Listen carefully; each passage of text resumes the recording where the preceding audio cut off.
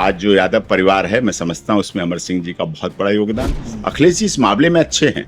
प्यार हुआ तो जिद पकड़ ली कि अब हम इस प्यार को निभाएंगे, ये नहीं कि बिन फेरे हम तेरे, जब तक तुम मेरे तब तक हम तेरे, जब तुम नहीं मेरे तो हम भी नहीं तेरे। उसमें नेताजी नाराज थे, नेताजी की कल्चर अलग थी, लेकिन अमर सिंह जी ने उसमें समझौता कराया। अमर सिंह जी उत्तराखंड भी गए, मैं भी गया था उस समय साथ में, सौभाग्यशाली मानता हूँ। बड़ा रिगार्ड किया मुलायम सिंह जी ने भी, नेताजी ने भी उनका, और हर बात मानते थे, ऐसा नहीं हर बात मानते थे, कभी भी पत्थर की लकीर हो जाती।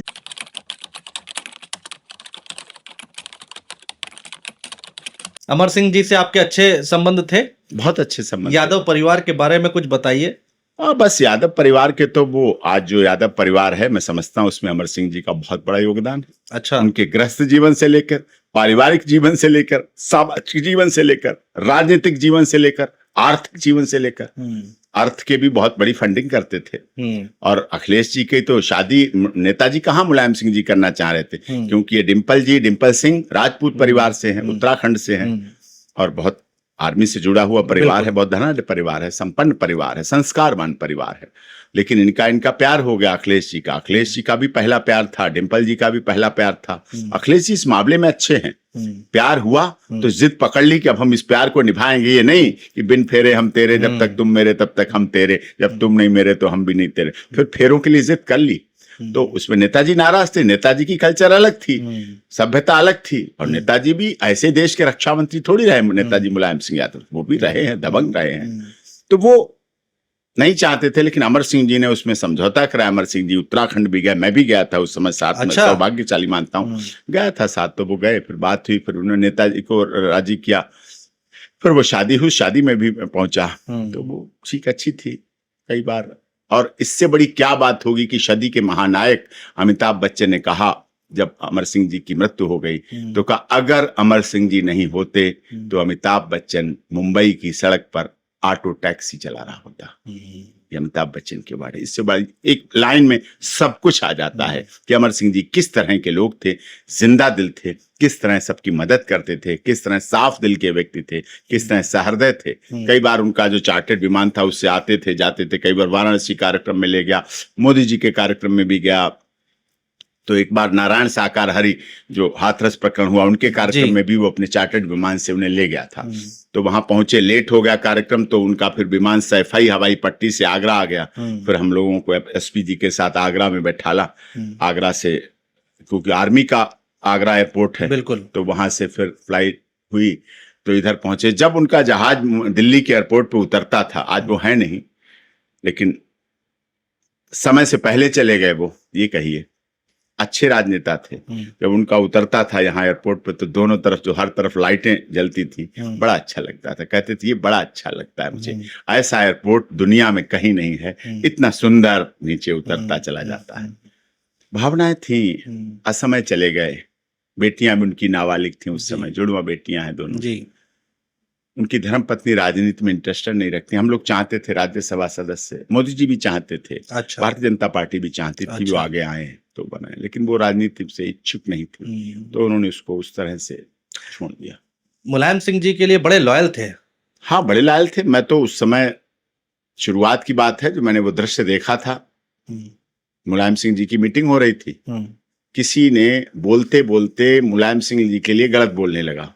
अच्छा। मंच से। अच्छा। अमर सिंह जी उठे, मंच पे उठे, और उस व्यक्ति को पकड़ के खींच के धुन दिया, तड़ा मंच पे ही तड़ा और न देखा तड़ा, सारी हंगामा हो गया। मीटिंग क्या होनी थी, तो हंगामा हो गया पूरा।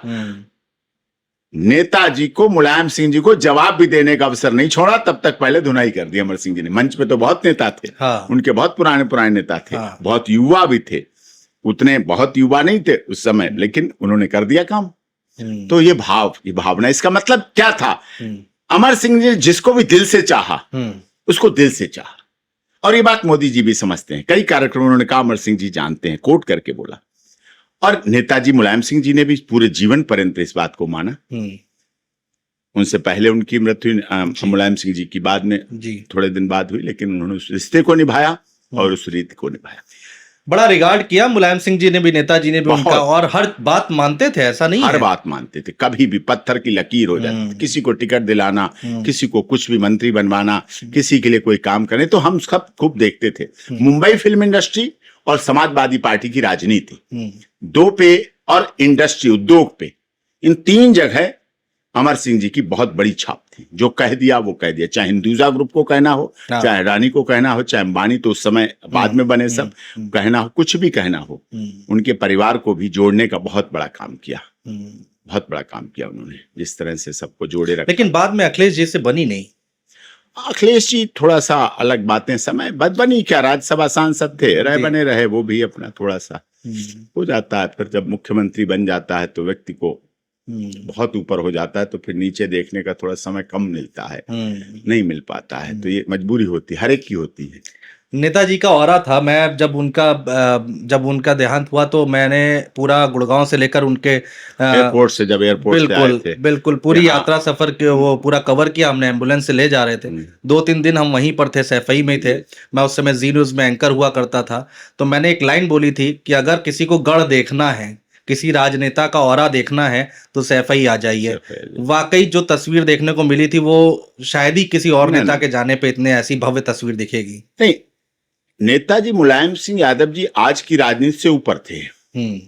सदन बना है बोलने के लिए, ना कि जूतम पैजार करने के लिए, ना कि लोगों के करोड़ों रुपए बर्बाद करने के लिए। इस बात का उपयोग उन्होंने किया। उन्होंने खुले दिल से अगर मोदी जी की तारीफ की, तो आज मोदी जी तीसरी बार प्रधानमंत्री है। डिक्लेरेशन नेताजी मुलायम सिंह यादव करके गए थे। सोचिए, विपक्ष में रहने वाला व्यक्ति कोई डिक्लेयर कर सकता है क्या कि आप अभी कई बार प्रधानमंत्री बनेंगे? सोचिए आप।